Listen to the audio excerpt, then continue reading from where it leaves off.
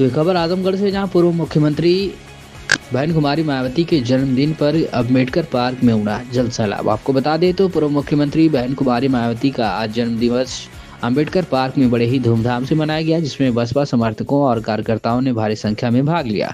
कार्यक्रम की शुरुआत बाबा साहेब भीमराव अम्बेडकर और मान्यवर साहब कांशीराम की प्रतिमाओं पर पुष्पांजलि अर्पित करने से की गई।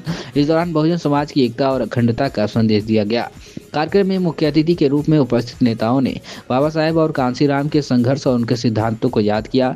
कार्यकर्ताओं ने संकल्प लिया कि वे बहुजन समाज पार्टी के मिशन को आगे बढ़ाने के लिए प्रतिबद्ध हैं।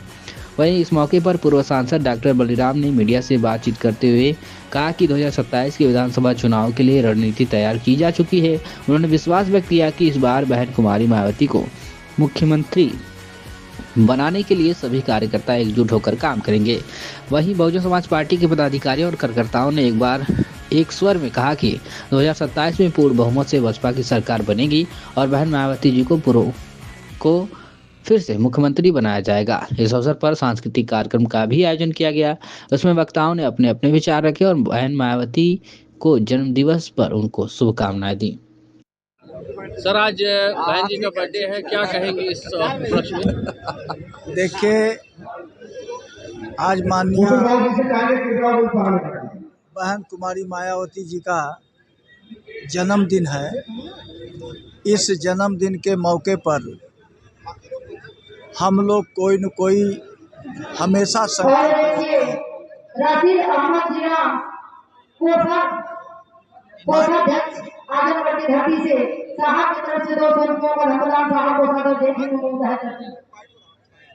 मान्यवर कांशीराम साहब जब जिंदा थे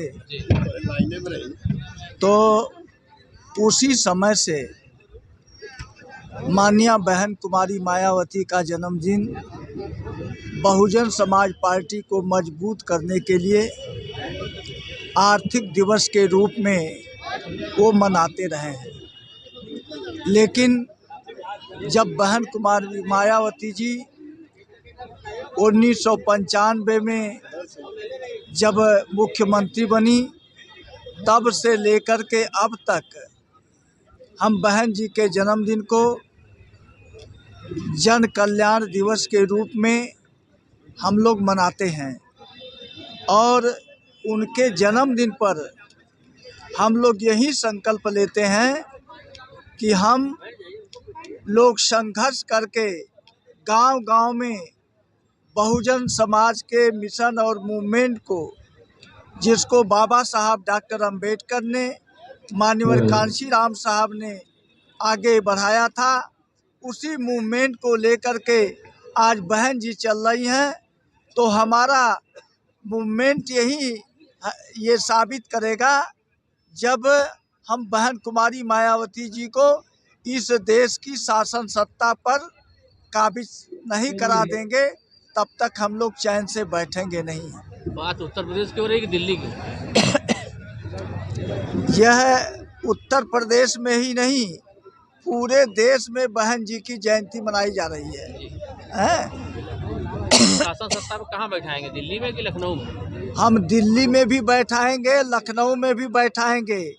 आज लोग बहुजन समाज पार्टी को बहुत कमजोर मान रहे हैं, लेकिन मैं ये कहना चाह रहा हूँ कि आज भी बहुजन समाज पार्टी की ताकत, जितनी भी इस देश में राजनीतिक पार्टियां हैं, वो सबसे मजबूत इनके पास ताकत है।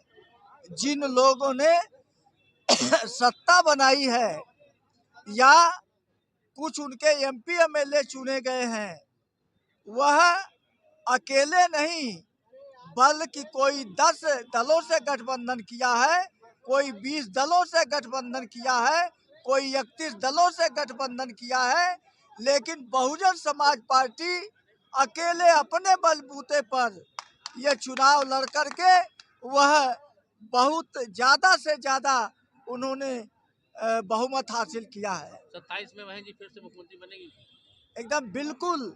आज जो प्रदेश की हालत है, जो देश की हालत है, जिन लोगों ने इस सरकार को बनाने में अहम भूमिका निभाई थी, आज वो लोग भी, आज जो उनका कुशासन है, उस कुशासन से ऊब गए हैं और सारे लोग याद कर रहे हैं और कह रहे हैं कि बहन कुमारी मायावती जी का शासन सबसे अच्छा था।